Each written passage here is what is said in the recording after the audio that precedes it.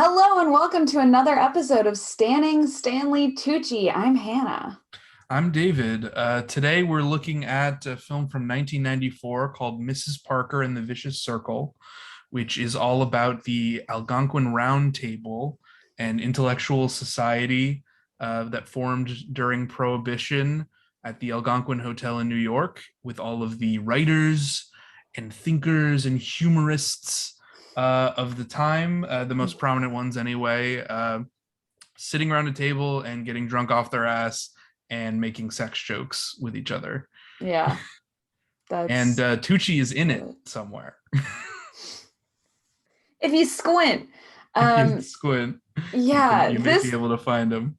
I will say this is like a 2-hour movie basically, and Tucci does not come in until the very, very last moments of I really this started movie. to worry that I had missed him at one of these big parties, because almost every scene in this thing, mind you, is 16 different actors, all white men mostly, and a Right. few women, just sitting around a round table and the camera just panning across them as they say like one line, and then they're never seen from again in the movie, because they're trying to like make it feel like you're part of this round table. Mm-hmm. Part of this, intellectual vicious circle society, Mm-hmm. that you're a writer for the New Yorker, in fact, um, or for Vanity Fair, I guess. Right. But you're not.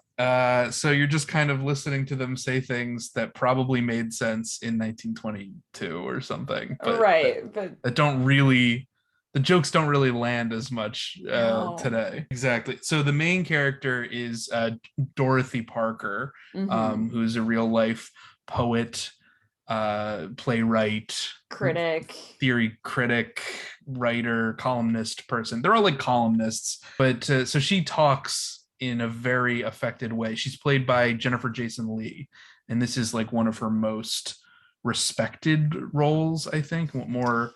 Interesting. More prestigious roles. I don't know that for a It fact. it definitely has a little bit of like a Academy, like kind of Yes. Oscar baity history piece, Yeah. kind It's of an vibe. Altman. It's, Robert Altman produced it. It's supposed to be kind of like, look at this, we're talking about things, but in uh a very prestige kind of way, I guess. Yeah. And it's all about New York and how great New York is. So that's where I think, Tucci comes into it, because he's got that New York pride right down in his soul. And any movie that's pro New York, it's pro Tucci, I think. Yeah, and and it goes bi-coastal, It's got the New York and it's got a little LA. It's got a little Hollywood too. So I it guess it's it's a little everything. Hollywood at the end, but like the feeling of like, oh, you're in the Algonquin Hotel. It's a place that has history and a Yeah. kind of, metropolitan sort of upper class history, an intellectual Right. history, a dramatic history. It's an actor's sort of film as well, because they talk a lot about the theater and Ibsen and whoever else was writing, and performing at that time. Mm-hmm. And what it's like to be a producer of theater in that time and to be an actor in the theater at that time. So it's very much right up his alley. Mm-hmm. Although that's not the only reason that he appears in it. I think he has a connection in the form of the Jennifer Jason Leigh's co-star Campbell Scott, who was Mm-hmm. one of his closest friends growing up, Forgot about that. and they acted together multiple times on stage. And so I want to say that there was this role, an incidental role in a film that Campbell Scott was cast in, because he kind of looks like the real life Robert Benchley. He did a And pretty good job, I would say. Campbell Scott did. Yeah. Yeah, Yeah. yeah, he feels very of the time. Yeah. But in any case, yeah, he definitely seems to fit right in with his little mustache. Um, and while Scott and Tucci do not interact on screen, I like to think that there's a little bit of interaction behind the scenes in terms of casting, and who'd be good for this. Yeah. I think there's a lot of that going on. So we didn't. It's hard to sort of describe the plot, I know, because we're sort of talking about it in circles, and it is a circle, and the plot is circular as well. So to just sort of describe the feeling of it, why don't we go with that? The feeling of the story. It's like Of Girls the set vicious in the circle. 1920s, but it's all white dudes instead of white girls. That's how that's kind of a way to think about it. Yeah, they're all writers. Yeah, they're depressed. Yeah, they're they all make drunks. they all make awful life decisions. Right. And it's a lot about sex. It's Yeah. about the sexual life of Dorothy Parker Hmm. through her depression. Hmm. And Well, the but that's fact what that, she wrote about a lot, you know. right. I haven't read anything of Dorothy Parker, Oh. so I was not prepared to to comment on her poetry or her I mean, writing. I haven't read a ton of hers, and but I did a little I've more research read of what after. other people said about Dorothy. Oh my gosh. That's what all the characters in this That's movie say. no, that this is the we gotta give a call out to freaking Matthew Broderick Matthew Broderick, who's in playing this Charles movie MacArthur. as like this little Midwestern heartthrob who sweeps her off her feet. And like it's very strange.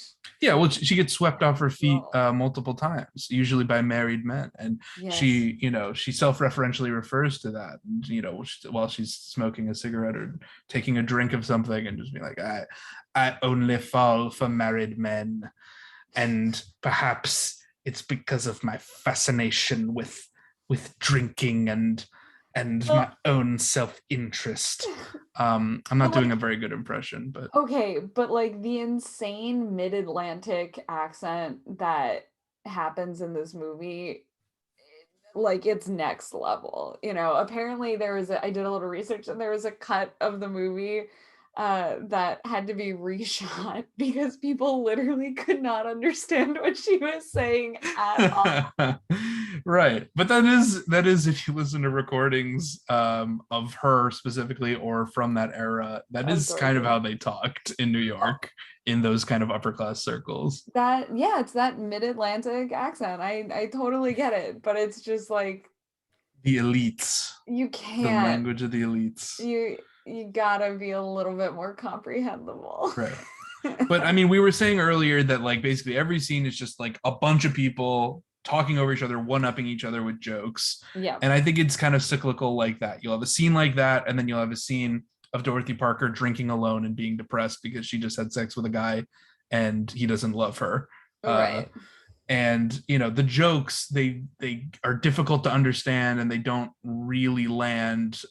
Just some examples. It'll be Dorothy Parker will say something like, I never liked a man I didn't meet.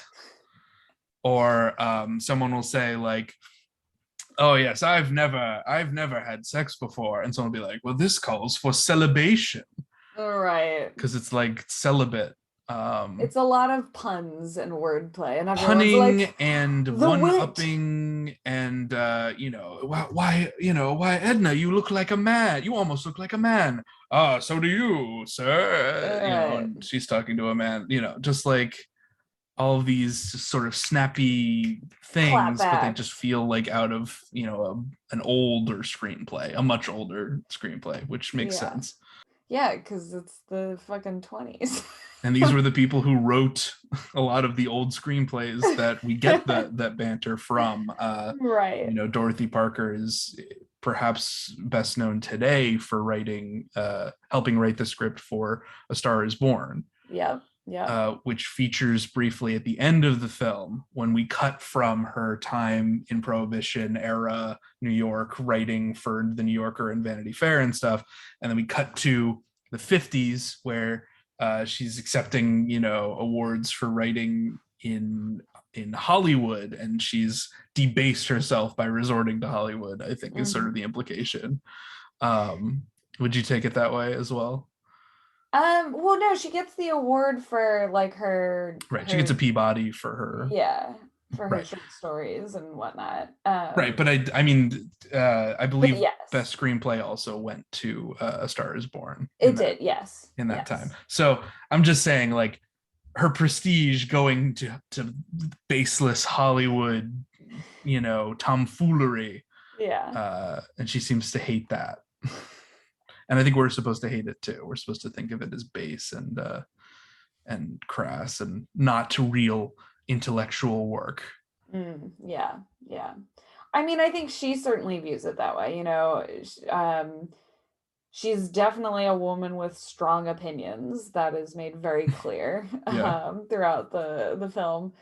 Um, and she says at one point, like, not everything is art, and I shan't have any of this modernist nonsense that art belongs to the masses, which is interesting because she was apparently like very socialist and like, It is a kind of socialism, but it's a socialism of the intellectual upper crust sort of type where it doesn't really matter, what the masses say because they've been corrupted by propaganda. mm, We are the people who stand above the lowly non-intellectual socialists, the right, communists and the workers partyists, the plebes. the plebs. Though, um it does seem like she becomes more that's something that happens to her more and more throughout life. And I think life brings you a little bit closer to earth. And it certainly Oh, I brings think her. she definitely becomes more associated with the kinds of progressive causes that I think we like. Hmm. She famously left her estate to Martin Luther King Jr. when she Yeah, passed, whatever it was worth. I don't know, but she was yeah, very involved with anti-segregationists and civil rights activists in the late 50s. she also contributed to the Spanish Civil War, which is pretty Oh, right. Yeah, like they did mention that right at the end. badass.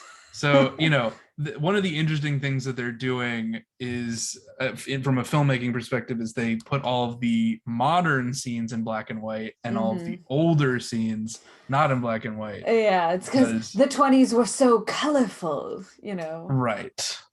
um, and yeah, and because as we move into a Hollywood aesthetic, Hollywood takes over the visual representation of art. But art before then was all color spreads in the New Yorker magazine and Hmm. painted covers and whatnot, and it feels fresh. And also all the title cards and stuff were in the New Yorker font, Right. and it's supposed to be very nostalgic, but as plebs ourselves who don't read the New Yorker. Excuse me, have loyally subscribed to the New Yorker Oh, wow. since moving here. Well, I find it to be a lot of pretentious claptrap. My David, David, you know what the New Yorker is, right? What is it? It's more subscribed to than read. No one reads the New Yorker. You just get it. That's like the kind of line that would appear in this movie. When no Right. one reads the New Yorker, Yeah. mind yo. Um, all right, so let's quit beating around the bush and let's talk about how Tucci appears Yes. briefly at the end. So this is after we've put this woman through hell, through a relationship and failed pregnancy and trauma and turmoil and And the one man alcoholism. she truly loved passes away before she has a chance to say goodbye. Right. And then we cut to the future when he's passed, and Hmm. she is just getting a drink in a bar with her I her dog that she carries around. I do love Uh, that she's not a crazy cat lady. She's a crazy yeah, dog lady. It's yeah, great. that's real life right there. Tiny dogs for depressed women. Um, Dogs for Depressed Women is an incredible memoir title. but yes, she walks into a bar and on the TV, A Star Is Born is playing, and you can Ah, see at the yes. bar there's this guy who is apparently Fred Hunter, Mhm. um, who is also a real person. Everyone in this movie is a real person. There's so few like composite characters or fake characters because they just wanted to give everyone a part.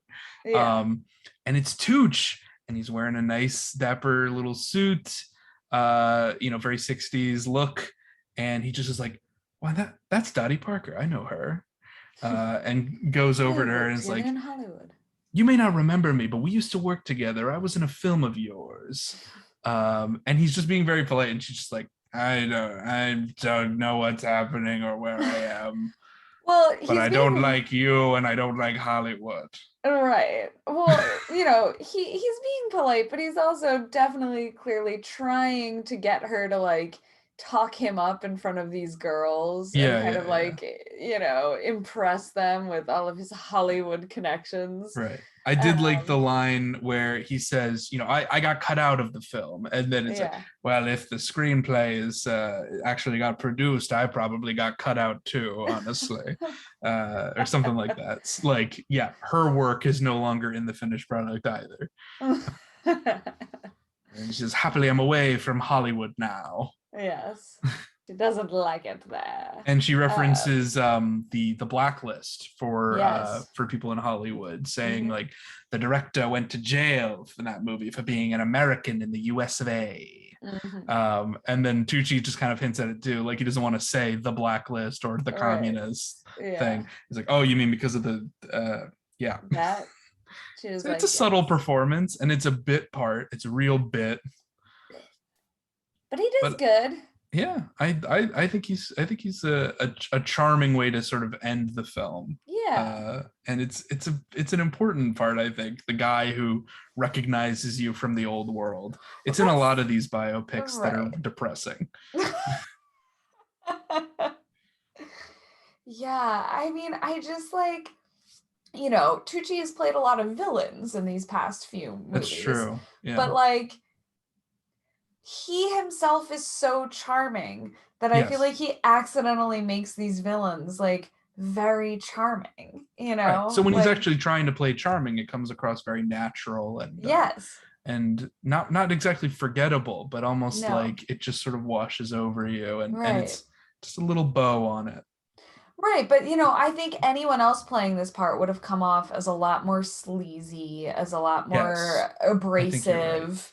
And it's just water off a duck's back, You just like, a glass of tooch. It's good. Right. I feel like we have to dedicate a whole section of this pod to whomst we also, because Okay. it's such a big cast that there may be Sure. debates or conflicts onto whomst we should also stand Yeah. for this one. So were there any parts that popped out to you of like, oh, we simply must stand? I mean, I do love a Campbell Scott. He's like so Yeah. understated in his acting. He's not in a lot of stuff, or No. maybe he is, but like he's been in a bunch of random things that I've seen, and just like Right. every time he's on screen, I'm just like, who are you? Right. You look I've like most appreciated him with the Amazing Spider-Man movies, with his brief cameo as Papa Parker, Daddy yeah, Parker, he's good as um, Daddy Parker. where he gives the sort of,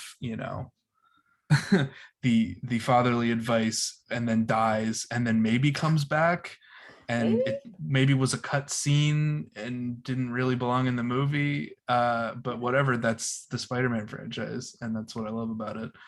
Um, I did like him in House of Cards, oh like yeah, say yeah. what you will about House of Cards and all He of was that. he came in for the last season, right? That was his. No, no, he was in it before. He was like the one of the many like political advisors, like started out as like a lawyer or consultant or something, and then ended up as a part of the team. Yeah. Yeah. Well, for me personally, Mm-hmm. it's Wallace Shawn is absolutely my I stand him so much. Who is Wallace Shawn. Wallace Shawn?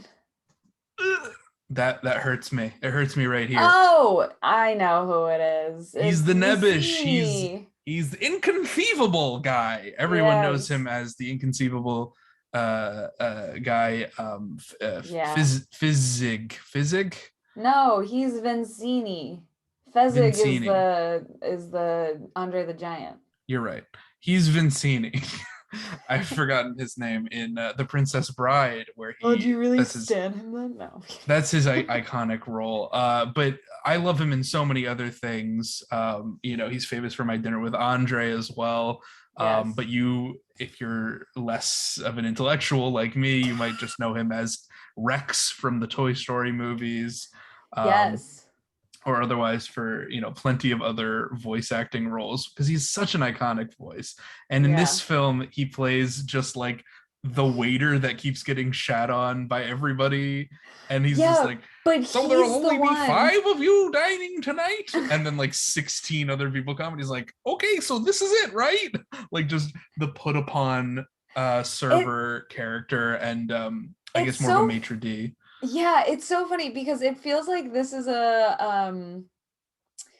like a role or a joke that would work really excellently on stage, you know? Like You it feels say like so. such no, it feels like such a theater thing where it's like, okay, you're all good, and then like, you just start piling more and more actors on. Like it's so physical and immediate that like you need that kind of like collective recognition of Right. the absurdity of it in the Well, I moment. also just like it when he says, I was the one who had the idea for the round table, because he Yeah. rolls in this big circular table for all of these Algonquin guests. And Yeah. he's also the one who's always hounding Dorothy Parker for her rent. I Mhm. hope your theater debut goes well.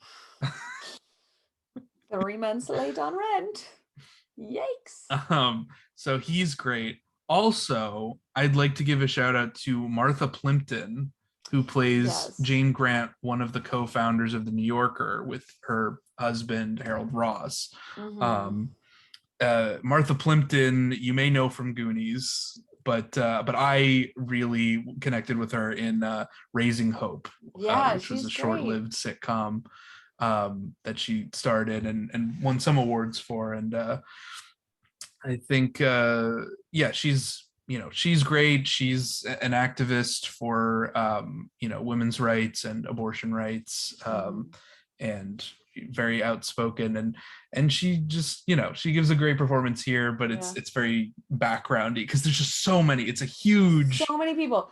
Another cast, person who's in this, Gwyneth Paltrow, right? is But in I this don't fucking stand her movie. at I all. don't stand her a single bit, but she is in it, and she just But plays like the slutty actress who just which like I wants to think sleep with everyone. which, not that I'm saying that she is a slutty actress, but I think she's perfectly cast in that role. Yes. So I don't want this to be taken out of context. I do not think that Gwyneth Paltrow is a slutty actress.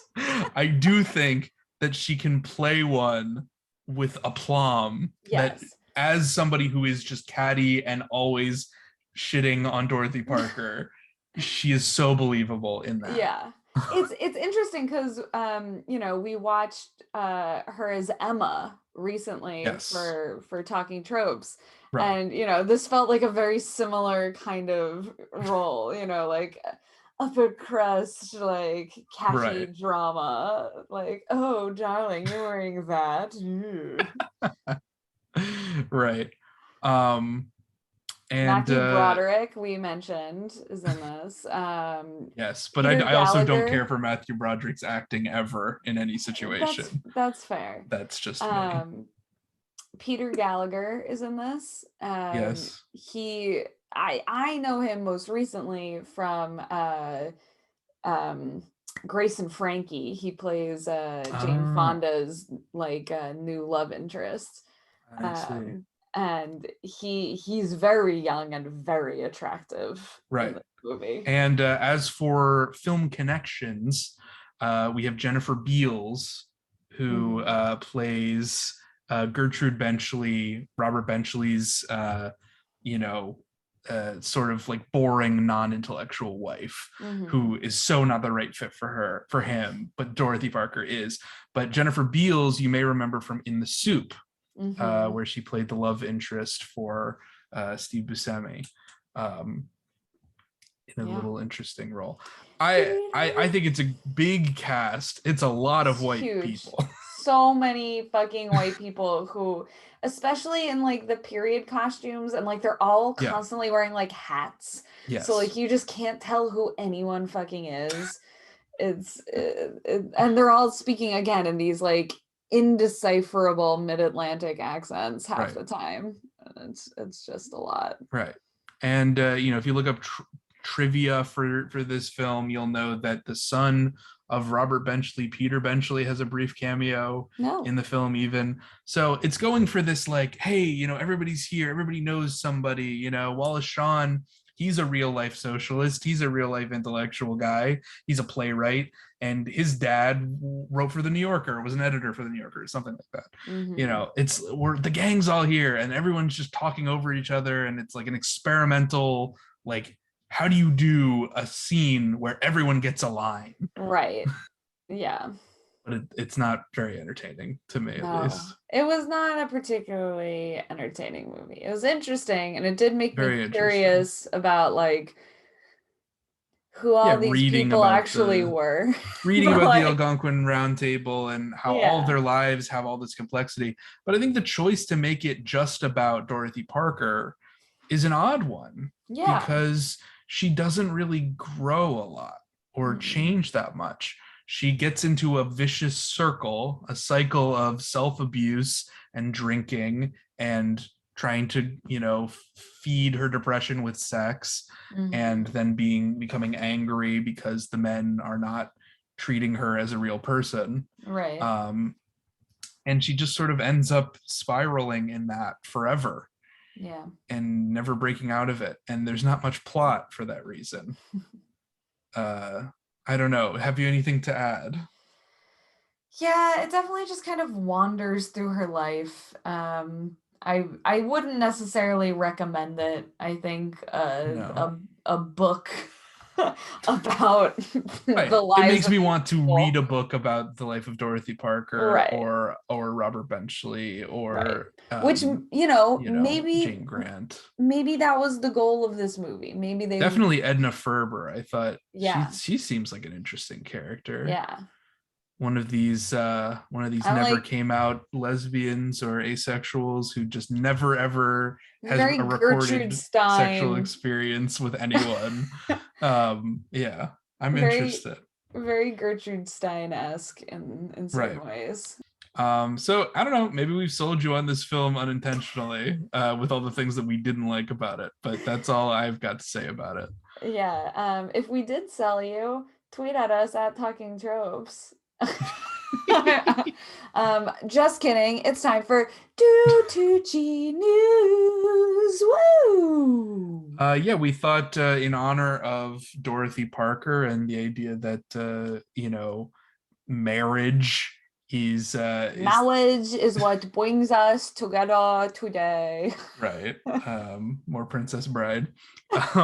But behind every great man, there's a great woman, and we haven't spoken too much about Tucci's relationship with his wife, his second wife, Felicity Blunt, sister of Emily Blunt. And so we thought we would read this little write-up from HollywoodLife.com. Yeah. And see what you guys think. So this is Felicity Blunt, everything to know about Stanley Tucci's wife and Emily Blunt's sister. And this was written by Aaron Sylvia. So thank you, Aaron, for standing the fam. Not just the Tooch, but also the fam. David, do you want to kick us off? Sure. So just to begin, Stanley Tucci, 60, is one of the most talented actors in Hollywood, and he's a glorious leading lady by his side every day to enjoy his success. The Hunger Games star is celebrating his 9th wedding anniversary with his wife, Felicity Tucci, this summer, making them one of the strongest couples in the entertainment industry. That's sad. The devoted spouses also share 2 children, including son Matteo, 6, and daughter Amelia, 3, together helping to further strengthen their bond. Tucci's an old dad. Yeah, he's one of them old dads. So Felicity is actually Tucci's second wife. His first wife, Kate Tucci, died of cancer in 2009. Right. But he says that his second wife helps him fulfill his first wife's wish of not wallowing in that grief and instead finding happiness in his life once again. Well, I always want him to be happy. I mean, don't we all? So here are some of the key questions that they'd like to talk about. How did Stanley and Felicity meet? Of course, we know this. Uh, Emily Blunt actually helped them make their connection because Stanley and Felicity met at Emily's wedding to John Krasinski.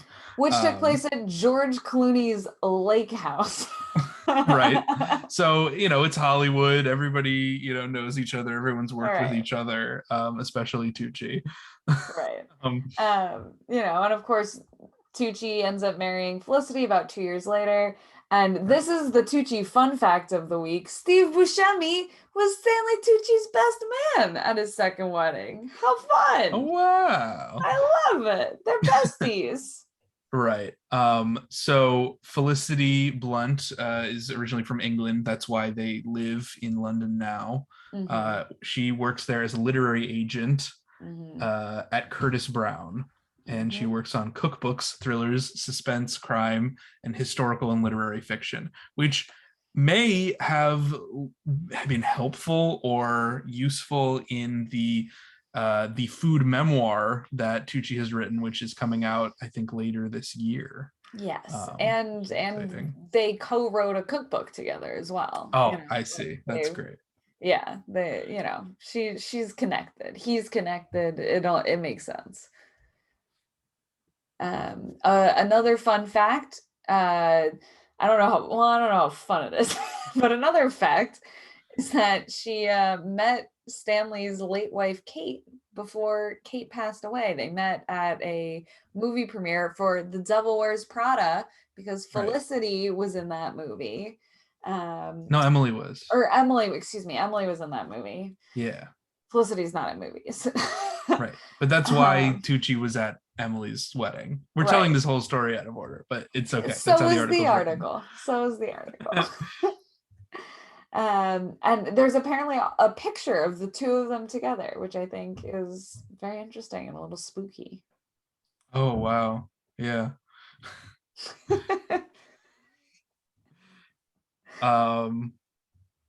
Okay, and then here we have the co-authored cookbook that you mentioned earlier, which is of course called The Tucci Table: Cooking with Family and Friends, which they released in 2014. One of Stanley's videos in which he makes a Negroni for Felicity went viral. We all remember this. We've talked about the Negroni video. We know. And Felicity Blunt also uses her own social media to rave about authors she works with and her husband's work and accomplishments, including the release of his memoir, Taste My Life Through Food, which is coming out in October 5th. So very exciting. Maybe this whole social media campaign to like make him sexy again, and maybe even the whole Italy show was just to promote this book, which is truly the culmination of his entire life. His life through food, in fact. His life through food. So that is basically everything I know about Felicity Blunt. But she seems nice. They seem to have a loving relationship, and they're a power couple for sure. They're a power couple. Yeah. In London town. Yeah. So I think that's all we have for this week, folks. Yeah.